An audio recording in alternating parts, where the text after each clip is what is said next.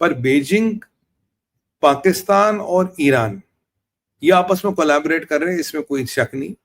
पाकिस्तान और ईरान का एक इंटेलिजेंस शेयरिंग पैक्ट भी था, अब या आप याद कीजिए, इसमें तैयब अर्दोगन भी घुस गया था।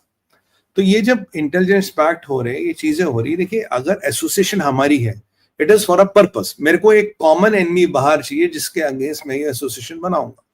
कि दिन ब दिन ये एसोसिएशन गहरी होगी तो सबसे पहले क्या निकलेगा आपके यहाँ से? आपके हाथ से निकलेगा चाबार। चाबार को बिल्कुल अनवाइबल बोलेंगे यार कुछ भी नहीं है। अब चाइना को क्या तकलीफ है? चाइना साहब चाहता है कि भारत का एक जो सेंट्रल एशिया में एक्सेस था, जो सेंट्रल एशिया में लिंक था, वो सेंट्रल एशिया में लिंक न बने। जब तक आपके पास छाबार था, आपके पास INSST था, क्योंकि अगर आपके ईरान से संबंध होंगे तो INSST भी गया, international north south transport corridor, जो आपका रशिया और ईरान होते हुए आता है।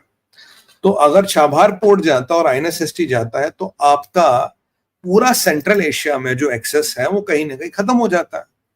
और ये बहुत इंटरेस्टिंग बात है चाइना के लिए कि जो अभी मोदी जी बालकंस तो गए थे, बट सेंट्रल एशिया में SCO के माध्यम से, जिस किसी के माध्यम से चाइना का एक पकड़ है। अब भारत आ रहा था वाया छाबार, भारत आ रहा था वाया INSST। अगर ये दोनों रूट कम बंद हो जाते तो भारत का जो सेंट्रल एशिया का एक्सेस है खत्म होता। सेंट्रल एशिया का हमारा ट्रेड करीब 15 बिलियन था, जो आने वाले 5 साल में 100 से 200 बिलियन जाने का पोटेंशियल है। $200 बिलियन का ट्रेड। अगर आपका एक्सेस बंद हो जाता तो लगभग मानिए ट्रेड भी बंद हो गया। तो चाइना की टेस्ट बर्ड्स को ये सूट करता है कि भारत का सेंट्रल एशिया की तरफ एक्सेस कटे। This is what China wants. और भारत की जो परिस्थिति है, भारत की परिस्थिति है कि भारत अभी इस सबको देख रहा है। Bharat is not acknowledging that something like happening, but Bharat is happening. तो सेंट्रल एशिया में अगर भारत को काटता तो चाइना गेन्स। ईरान खुंदक खा के भारत के इंटरेस्ट के खिलाफ जाता है, जी आपने इजराइल का साथ दिया, और वहां पाकिस्तान तो आपके खिलाफ है ही है। तो ये वाली जो चीजें हैं, ये एक बड़ी इंपॉर्टेंट चीज को बताती है। अब इसमें एक और चीज आता है कि पाकिस्तान ईरान को इंटेल दे रहा था। क्या आज के डेट में हम ये कह सकते हैं कि ISI ने इंटेलिजेंस शेयरिंग बंद कर दी ईरान को? क्या मुनीर के कहने पे ISI इंटेलिजेंस शेयरिंग नहीं करेगा उसकी? क्या मुनीर के कहने पे चाइना ने जो अपनी स्पाई सैटेलाइटें लगा रखी इसराइल के ऊपर वो हटा देगा? जो इसराइल से डाटा निकल रहा, जो बीजिंग के सर्वरों में जा रहा, जो बीजिंग के दफ्तरों में जा रहा, क्या वो डाटा रुकेगा? क्या फार्दो एक टिपिंग पॉइंट होगा? क्योंकि फार्दो की जो बॉम्बिंग है, जहां तक मैंने अध्ययन किया है, बिना अमेरिकन सहायता से बहुत कुछ नहीं हो सकता वहां पे। तो क्या अमेरिका खुल के सपोर्ट करेगा? और ये भी माना जाता है कि ईरान का अच्छा खासा होल्ड है पाकिस्तान के ट्राइबल बेल्ट में। ट्राइबल बेल्ट में पाकिस्तान के ईरान का होल्ड है, एक पॉकेट्स ऑफ इन्फ्लुएंस है जहां ईरान अच्छा खासा होल्ड करता। आप याद रखिए कौन सी जगह थी, पंचतीर या कुछ, आई फॉरगेट, वहां रहते हैं शिया पठान।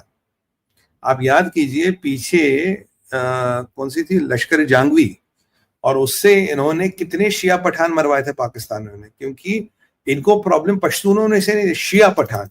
तो शिया पठानों को जो मरवाने का काम पाकिस्तान की ISI ने किया लश्कर जंगवी के माध्यम से। मैंने आपको फोटो भी दिखाई था, लश्कर जंगवी वाला ऐसे बैठा पाकिस्तान आर्मी के साथ।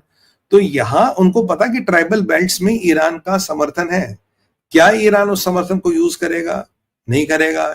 बट और अभी तो सुनने में ये भी आया कि देखिए कल पुतिन ने बड़ी एक इंपॉर्टेंट बात की, बोला है कि ऐसा रिएक्टर बन रहा है वहां मेरे 30 से 50 रशियन काम कर रहे हैं।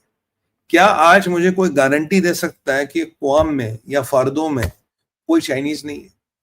कैन एनीबडी गारंटी दिस क्वाम और फार्दो में कोई चाइनीज नहीं? मेरे हिसाब से वहां भी चाइनीज है। And what are they doing? है चाइना डिक्लेयर दम? नहीं, चाइना ने डिक्लेयर नहीं किया। क्या वो चाइनीज मरेंगे अगर अटैक हो? बिल्कुल मरेंगे। चाइना उनको तब भी डिक्लेयर नहीं करेगा। पर जो चाइना का टेक और चाइना का टेक्नीशियन एम्बेडेड हो चुका है ईरान में, चाइना का टेक और चाइना का टेक्नीशियन एम्बेडेड हो चुका पाकिस्तान में।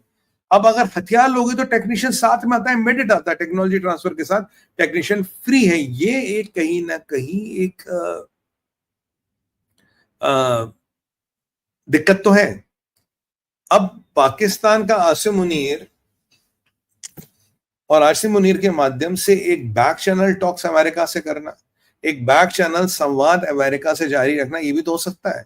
क्योंकि अल्टीमेटली वो जाएगा ईरान की कुछ तो बात करेगा।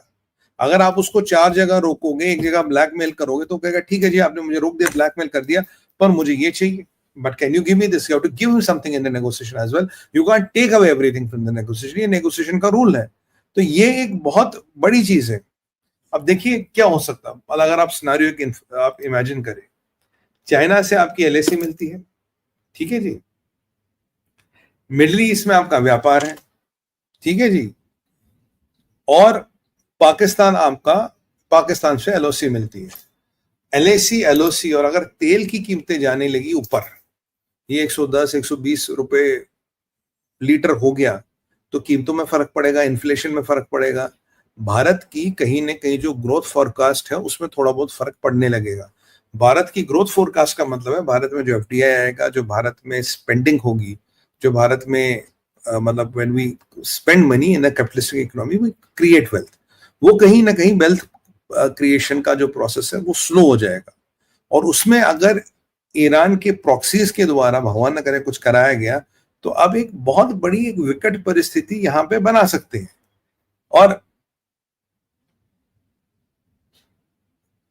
इसमें इन सब लोगों का फायदा इसलिए कि this is exactly what suits there narrative, क्योंकि ईरान का ग्रंज है कि आपने मेरी सब हेल्पिंग है, पाकिस्तान आपका दुश्मन ही है, चाइना आपका दुश्मन है, चाइना का मिसाइल टेक आप धीरे धीरे अब ध्वस्त कर रहे हो और जब दुनिया में जाके बता रहे हो how do Chinese technology fail. तो ये इनका इजराइल ईरान के वॉर में ये लोग और करीब आ गए, और इनमें जो पहले नहीं जुड़ा था वो था ईरान, और इनमें जो पहले नहीं जुड़ा था वो था तैयब अर्दोगन। अब कहीं ना कहीं तैयब अर्दोगन भी सामने खेल आएगा, बट हाँ उसकी सीरिया में मजबूरियां हैं, वो बिल्कुल ट्रंप को कन्फ्रंट नहीं करेगा, वो सीरिया में आ रहा है। यहाँ मैं एक और चीज देख रहा हूँ, अमेरिकन की भी एक रिलेक्टेंस है फर्दों को लेके। मेरा आइडिया था कि आज या कल में they should do what they have to do, but आज जो कह रहे हैं कि जी हम टॉक्स करेंगे, टॉक्स में अगराची ने कहा जब तक इसराइल रुकेगा हम टॉक्स नहीं करेंगे। इसराइल कह रहा है कि हम खुद भी जाके फर्दों को ठोक सकते हैं, but which is not going to be easy. अब ये एक बहुत विकट परिस्थिति बन गई। चाइना के बहुत ज्यादा शिप पर्शियन गल्फ में क्या कर रहे हैं, वो whom are they trying to protect? आपको याद करिए जब ऑपरेशन सिंदूर हुआ था तब कराची ये अर्दोगन के शिप जाके कराची में डॉक हो गए थे और पीछे बहरीन से सारे शिप निकाल दिए गए थे। मतलब अब कौन किसके साइड है, मतलब I don't know who is on whose side. Munir का सॉफ्टवेयर अपग्रेड किया गया, मुनीर के साथ डील की गई। भारत तो विजिलेंट है ही है, Bharat is vigilant, Bharat is always on the move and Bharat is always focused on what is going on, what is happening. Is Beijing focused on Taiwan? We don't know.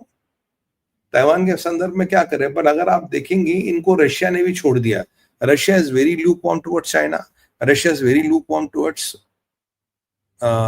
Iran, और Russia is cozying up towards Israel. जो Putin का statement आया कि भाई मैंने तो बोला था वहां मेरे लोग वहां अटैक मत करना, और पुतिन ने कल ये भी बोला भाई मैंने तो बोला था जॉइंट मिसाइल शील्ड डेवलप करो, आपने माना नहीं, तो आप भाई अगर आप ठुकते हो अब तो उसमें मेरी क्या गलती? You never agree to a joint missile shield which I proposed you.